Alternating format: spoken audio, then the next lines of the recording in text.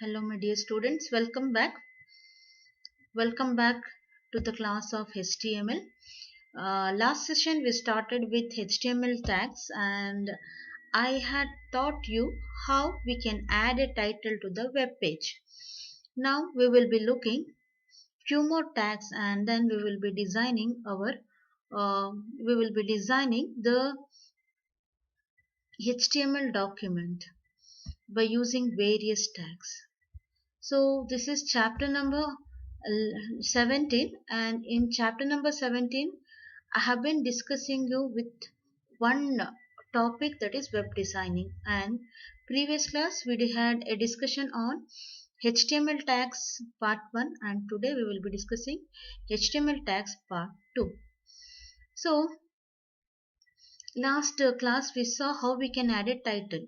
First I added Don Bosco PU College as a title, and then I added my name as a title.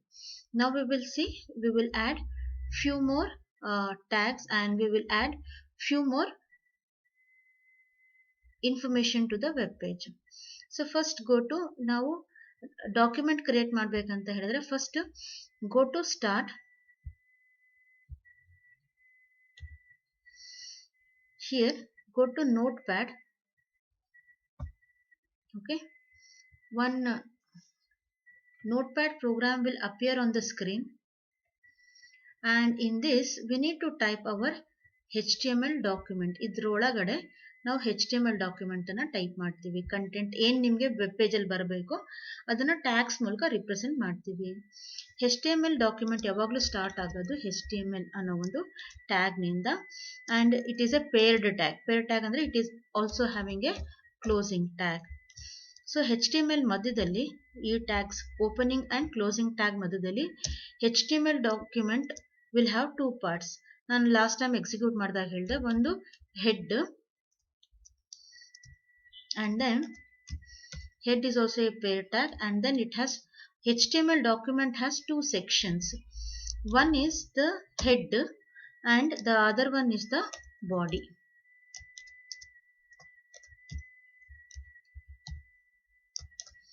So we have head and then we have body. Last class we saw how to add head ಒಳಗಡೆ ಯಾವಾಗಲೂ title ಬರುತ್ತೆ. So last class we saw how to add a title. Today also we will add one title, and let me give the title here. Title ಅನ್ನ ಏನ್ ಕೊಡೋಣ ಅಂದ್ರೆ my first web page ಅಂತ ಕೊಡ್ತೀನಿ, ಅಥವಾ ಮೈ ಪೇಜ್ ಆರ್ ಮೈ web page ಅಂತ ಕೊಡ್ತೀನಿ. Title ಅಲ್ಲಿ ಇದೇ ಹೆಡ್ಡಿಂಗ್ ಬರುತ್ತೆ, ಮೈ ವೆಬ್ ಪೇಜ್ ಅಂತ ಬರುತ್ತೆ. So let's close this.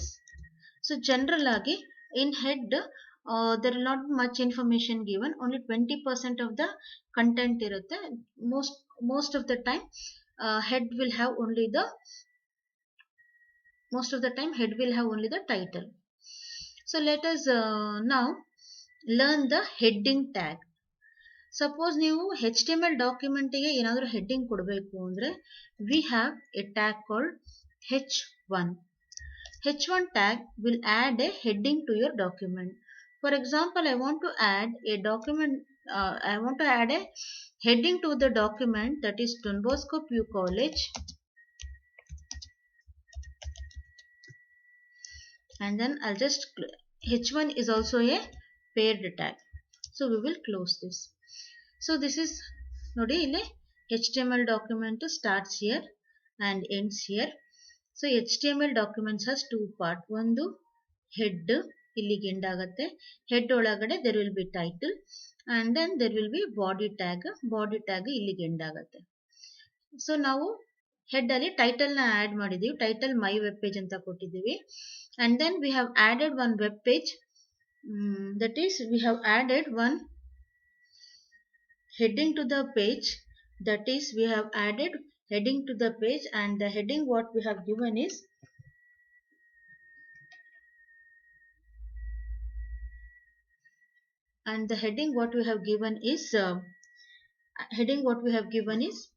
Don Bosco PU College.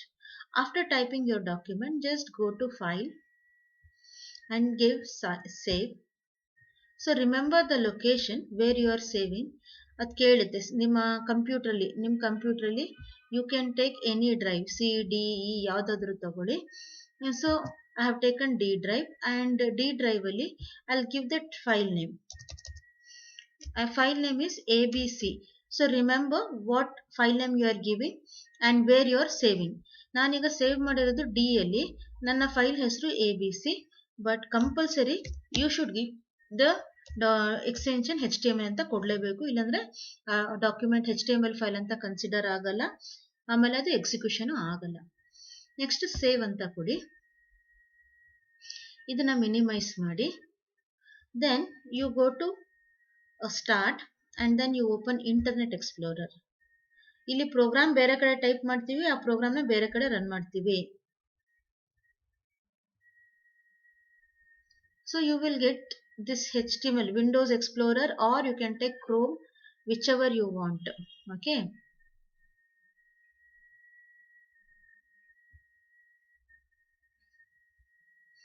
So ನಾವು ಇಲ್ಲಿ ಅಡ್ರೆಸ್ ಫೀಲ್ಡ್ ಇರುತ್ತೆ, ಇಲ್ಲಿ ಅಲ್ಲಿ ಕ್ಲಿಕ್ ಮಾಡಿಬಿಟ್ಟು ಯು ಕ್ಯಾನ್ ಜಸ್ಟ್ ಗಿವ್, ನಾನು ಸೇವ್ ಮಾಡಿರೋದು ಡಿ ಡ್ರೈವಲ್ಲಿ, ನನ್ನ ಫೈಲ್ ಹೆಸರು ABC ಅಂತ, ABC ಅಲ್ಲಿ ಬಂದಿದೆ ನೋಡಿ, ಇಲ್ಲಿ ಕೆಳಗಡೆ ಬರುತ್ತೆ, ಕ್ಲಿಕ್ ಮಾಡಿ. Wait for some time, it will come. So you can see here title ಬಂದು ಮೈ ವೆಬ್ ಪೇಜ್ ಅಂತ ಕೊಟ್ಟಿದೆ, ಬಂದಿದೆ.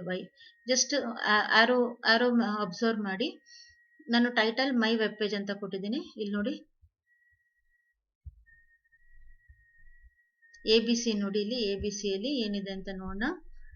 ಸೊ ABCಯಲ್ಲಿ ಟೈಟಲ್ ಮೈ ವೆಬ್ ಪೇಜ್ ಅಂತ ಇದೆ. ಸೊ ಮೈ ವೆಬ್ ಪೇಜ್ ಅಂತಾನೆ ಇಲ್ಲಿಗೆ ಬಂದಿದೆ, ಇಲ್ಲಿ ಮೈ ವೆಬ್ ಪೇಜ್ ಅಂತ ಬಂದಿದೆ. ಡಾನ್ ಬಾಸ್ಕೋ PU ಕಾಲೇಜ್ ಅಂತ ಹೆಡ್ಡಿಂಗ್ ಕೊಡಬೇಕು ಅಂತ ಅನ್ಕೊಂಡಿದ್ದೆ, ಕೊಟ್ಟಿದ್ದೀನಿ. So Don Bosco PU college ಅಂತ ಇಲ್ಲಿ ಹೆಡ್ಡಿಂಗ್ ಇದೆ, ಹೆಡ್ಡಿಂಗ್ ಬಂದಿದೆ. ಸೊ ಇದೇ ತರ ಹೆಡ್ಡಿಂಗ್ಸ್, ನಾವು we will discuss heading tags. C different 6 levels of headings ನಾವು ಆ್ಯಡ್ ಮಾಡ್ಬೋದು.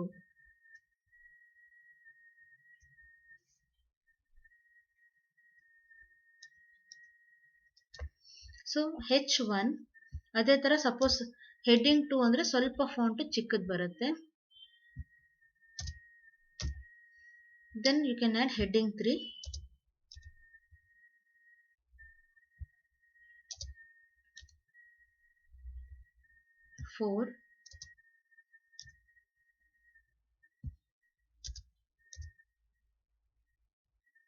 ಹೆಡ್ಡಿಂಗ್ 5,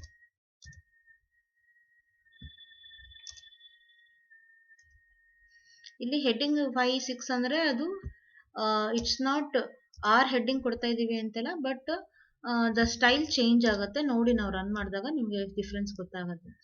6 ಲೆವೆಲ್ಸ್ ಆಫ್ ಹೆಡ್ಡಿಂಗ್ಸ್ ನಾವು ಆ್ಯಡ್ ಮಾಡ್ಬೋದು. ಅಂದರೆ you can see here. So P tag ಅಂತ ಹೇಳಿದ್ರೆ ಪ್ಯಾರಾಗ್ರಾಫ್ನ ಆ್ಯಡ್ ಮಾಡೋದಕ್ಕೆ ಯೂಸ್ ಮಾಡುವಂಥ tag. So let us take one example and then let us see how we can do that. So ಪ್ಯಾರಾಗ್ರಾಫ್ನ add ಮಾಡಬೇಕು ಅಂದರೆ ಸ್ಟಾರ್ಟಿಗೆ ಹೋಗಿ ನೋಟ್ ಪ್ಯಾಡ್ ತಗೊಳ್ಳಿ. ಸೊ ನೋಟ್ ಪ್ಯಾಡ್ ಅಂತ ಕ್ಲಿಕ್ ಮಾಡಿದಾಗ ಈ ಥರ ಬ್ಲ್ಯಾಂಕ್ ಒಂದು ಡಾಕ್ಯುಮೆಂಟ್ ಬರುತ್ತೆ. You can start typing your documents. For example HTML, ಯಾವಾಗಲೂ HTML ಪ್ರೋಗ್ರಾಮ್ ಸ್ಟಾರ್ಟ್ ಆಗೋದು ಫಸ್ಟ್ HTML ಇಂದ. ನೀವು ಅಪ್ಪರ್ ಕೇಸ್ ಸ್ಮಾಲ್ ಏನಾದರೂ ಯೂಸ್ ಮಾಡ್ಬೋದು, ನಿಮ್ಮ ಇಷ್ಟ. ದೆನ್ ಯಾವಾಗಲೂ ಹೆಡ್ ಅಂತ ಇರುತ್ತೆ. ನೆಕ್ಸ್ಟ್ ಏನಾದರೂ ನಿಮಗೆ ಟೈಟಲ್, ನೀವು ವೆಬ್ ಪೇಜಿಗೆ ಏನು ಕೊಡ್ಬೇಕಂತಿರ್ತೀರ ಅದು. So my information, my college details ಅಂತ ಕೊಡೋಣ. ಅಂದರೆ ನಮ್ಮ ಕಾಲೇಜ್ ಡೀಟೇಲ್ಸ್ ಕೊಡ್ತಾ ಇದ್ದೀವಿ ಅಂತ ಟೈಟಲ್. ದೆನ್ ಆಮೇಲೆ ಹೆಡ್ಡನ್ನು ಕ್ಲೋಸ್ ಮಾಡ್ತೀವಿ.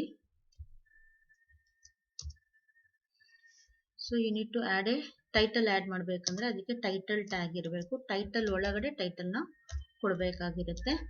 Like this title my college details, ಟೈಟಲನ್ನು ಕೊಟ್ಟಿದ್ದೀನಿ.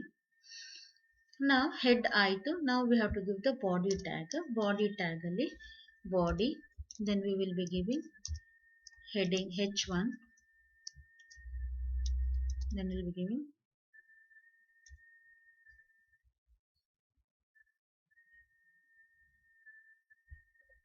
so Don Bosco PU college ಅಂತ ಒಂದು ಹೆಡ್ಡಿಂಗ್ ಕೊಡ್ತೀನಿ. ಸೊ ಹೆಡ್ಡಿಂಗ್ನ ಕ್ಲೋಸ್ ಮಾಡ್ತೀನಿ. Then I want to give one more heading. So I can give H1 ಅಂತ ಮತ್ತೆ ಕೊಡ್ಬೋದು, ಯಾಕಂದ್ರೆ H2 ಅಂತಾನು ಕೊಡ್ಬೋದು, ಕೊಟ್ಟರೆ ಅದು ಚಿಕ್ಕದಾಗಿ ಅಪಿಯರ್ ಆಗುತ್ತೆ. ಸೊ ಅದಾದ್ಮೇಲೆ we will give Chitradurga.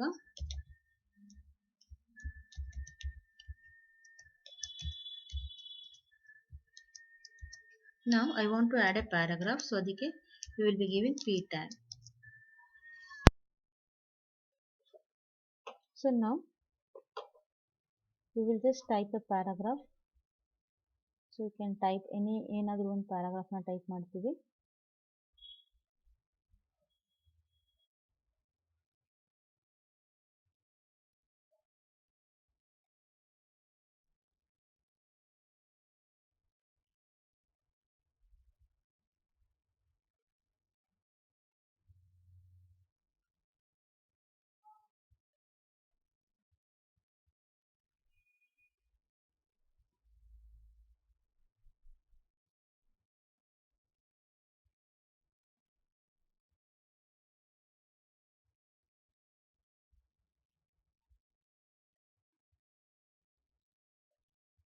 So ಒಂದು ಪ್ಯಾರಾಗ್ರಾಫ್ನ ಆ್ಯಡ್ ಮಾಡಿದ್ದೀನಿ.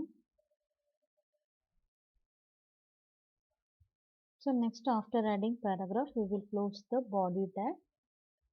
After closing the body tag, we need to close the HTML. So go to File, Save. So ನೀವು ಎಲ್ಲಿ ಸೇವ್ ಮಾಡ್ತಿದ್ದೀರಾ ಅಂತ, ನಾನು ಸೇವ್ ಮಾಡ್ತಿರೋದು ಕಂಪ್ಯೂಟ್ರಲ್ಲಿ D ಡ್ರೈವಲ್ಲಿ. ಫೈಲ್ ನೇಮ್ PARA ಅಂತ ಕೊಟ್ಟಿದ್ದೀನಿ, para.html ಅಂತ ಕೊಟ್ಟಿದ್ದೀನಿ.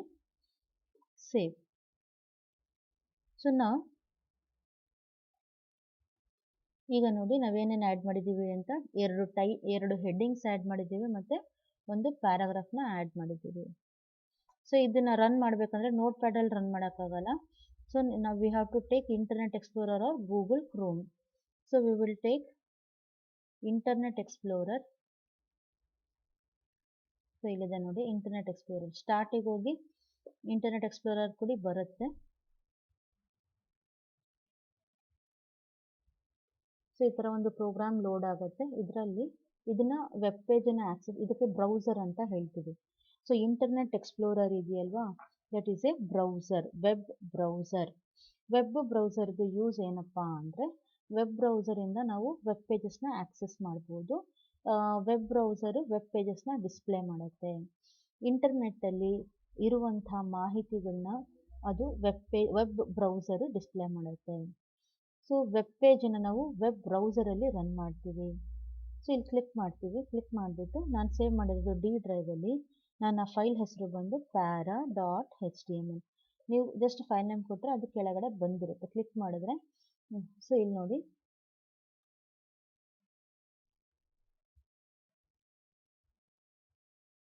ಸೊ ಒಂದು ಪ್ಯಾರಾಗ್ರಾಫ್ನ ಎರಡು ಟೈಟಲ್ನ ಆ್ಯಡ್ ಮಾಡಿದ್ದೀವಿ, ಬಂದಿದೆ. ಸಪೋಸ್ ನಮಗೆ ಇದು ಡಾನ್ ಬಾಸ್ಕೋ PU ಕಾಲೇಜ್ ಅನ್ನೋದು ಮಧ್ಯದಲ್ಲಿ ಬರಬೇಕು ಅಂದರೆ ನಾವಿಲ್ಲಿ ಒಂದು ಟ್ಯಾಗನ್ನು ಯೂಸ್ ಮಾಡ್ತೀವಿ. ಅದಕ್ಕೆ ಫಾರ್ಮ್ಯಾಟಿಂಗ್ ಟ್ಯಾಗ್ಸ್ ಅಂತ ಹೇಳ್ತೀವಿ. ಸೊ ನಾನು ಇದನ್ನು ಸೆಂಟರ್ ಅಂತ ಕೊಡ್ತೀನಿ. ಸೆಂಟರ್ ಟ್ಯಾಗ್ ಯೂಸ್ ಮಾಡ್ತೀನಿ, CENTER. ಸೊ ಸೆಂಟರ್ ಎಲ್ಲಿವರೆಗೂ ಸೆಂಟರ್ ಆಗಬೇಕು ನನಗೆ, ಇಲ್ಲಿವರೆಗೂ ಅಂದರೆ ಎರಡು ಹೆಡ್ಡಿಂಗ್ ಮಾತ್ರ ಸೆಂಟರ್ ಆಗಬೇಕು. So CENTER. ಸೊ ಫೈಲಿಗೆ ಹೋಗಿ ಸೇವ್ ಮಾಡಿ. ಸೊ ಈಗ ನಾನು ಇದನ್ನು ರಿಫ್ರೆಶ್ ಮಾಡ್ತೀನಿ. ನೀವು ನೋಡ್ಬೋದು ಇಲ್ಲಿ ಸೆಂಟ್ರಿಗೆ ಬಂದಿದೆ. ಸೊ ಸೆಂಟರ್ ಅಂತ ಬಂತಲ್ವ, ಸೆಂಟರ್ ಟ್ಯಾಗ್ ಅದನ್ನು ಫಾರ್ಮ್ಯಾಟಿಂಗ್ ಟ್ಯಾಗ್ ಅಂತ ಕರಿತೀವಿ. ಫಾರ್ಮ್ಯಾಟಿಂಗ್ ಟ್ಯಾಗ್ಸ್ ಏನಕ್ಕೆ ಯೂಸ್ ಆಗುತ್ತೆ ಅಂದರೆ, ಫಾರ್ಮ್ಯಾಟಿಂಗ್ ಟ್ಯಾಗ್ಸ್ ಯೂಸ್ ಮಾಡಿಬಿಟ್ಟು ನಾವು alignment, colour, font, size, so ಇವನ್ನೆಲ್ಲ ಚೇಂಜ್ ಮಾಡ್ಬೋದು.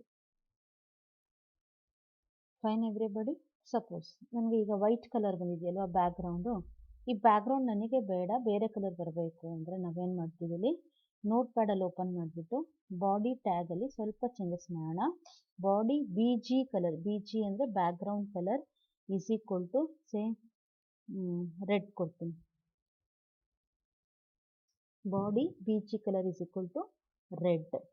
ಸೊ ನಾವೀಗ ಚೇಂಜಸ್ ಮಾಡಿದ್ದೀವಿ, ಮಾಡಿಬಿಟ್ಟು will save this file and then we will run this file and then we will check ಏನು ಡಿಫ್ರೆನ್ಸ್ ಆಗುತ್ತೆ ಅಂತ ನೋಡೋಣ. Can you see now? So background colour change ಆಗಿದೆ. ಸೊ ಬ್ಯಾಕ್ಗ್ರೌಂಡ್ ಕಲರ್ ಚೇಂಜ್ ಆಗಿದೆ. We can see as I had given red, ನಾವು red colour ಬಂದಿದೆ. So ಇದು ನಾನು ಇವಾಗ ಜಸ್ಟ್ ಹೇಳ್ತಾ ಇದ್ದೆ formatting tags. So formatting tags help advantage ಏನಪ್ಪ ಅಂದರೆ ನಾವು ಫಾಂಟು, ಸ್ಟೈಲು, ಕಲರು ಇವನ್ನೆಲ್ಲ ಚೇಂಜ್ ಮಾಡ್ಬೋದು with the help of formatting tags. So B G colour ನಾವು ಇನ್ನೊಂದು ಬೇರೆ ಏನಾದರೂ ಕೊಡೋಣ. Say we will give yellow. ನೀವು ಏನೇ ಚೇಂಜಸ್ ಮಾಡಿದರೂ ಸೇವ್ ಮಾಡಬೇಕು, ಇಲ್ಲಾಂದರೆ ರಿಫ್ಲೆಕ್ಟ್ ಆಗಲ್ಲ. ಸೇವ್ ಅಂತ ಕೊಟ್ಟ ಮೇಲೆ, ಸೇವ್ ಮಾಡಿ ಆದಮೇಲೆ ಮತ್ತೆ ಹೋಗಿ ಇಲ್ಲಿ ರಿಫ್ರೆಶ್ ಅಂತ ಕೊಡಿ. ಈಗ ಯೆಲ್ಲೋ ಕಲರ್ ಕೊಟ್ಟಿದ್ದೀನಿ, ಯೆಲ್ಲೋ ಕಲರು ಬರುತ್ತೆ. ಟೆಕ್ಸ್ಟ್ ಕಲರ್ ಮಾತ್ರ ಬ್ಲ್ಯಾಕೇ ಬರ್ತಾ ಇದೆ. ಟೆಕ್ಸ್ಟ್ ಅಂದರೆ ಅಕ್ಷರದ ಕಲರ್ ಮಾತ್ರ ಬ್ಲ್ಯಾಕೇ ಬರ್ತಾ ಇದೆ. ಇದನ್ನು ಚೇಂಜ್ ಮಾಡಬೇಕು ಅಂದರೆ ಮತ್ತೆ ನೋಟ್ ಪ್ಯಾಡಿಗೆ ಹೋಗಿ ಓಕೆ, ಇಲ್ಲಿ ಟೆಕ್ಸ್ಟ್ ಅಂತ ಒಂದು ಟ್ಯಾಗನ್ನು ಆ್ಯಡ್ ಮಾಡಬೇಕು. ಟೆಕ್ಸ್ಟ್ ಈಸ್ ಈಕ್ವಲ್ ಟು, ಈಗ ಟೆಕ್ಸ್ಟ್ ಅಂದರೆ ಅಕ್ಷರದ ಕಲರು, ನಾವು I am giving red. Yellow background, text red ಕೊಟ್ಟಿದ್ದೀನಿ. ಈಗ ನೋಡೋಣ ಏನು ಡಿಫ್ರೆನ್ಸ್ ಆಗುತ್ತೆ ಅಂತ.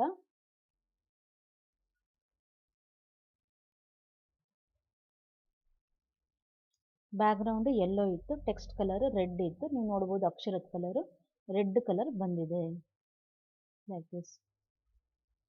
ಸೊ ಈ ಥರ ನೀವು ನಿಮಗೆ ಬೇಕಾದ ಫಾಂಟ್ಸ್ನ ಚೇಂಜ್ ಮಾಡ್ಬೋದು, ಫಾಂಟ್ ಅಲ್ಲ ಕಲರ್ಸ್ನ ಚೇಂಜ್ ಮಾಡ್ಬೋದು.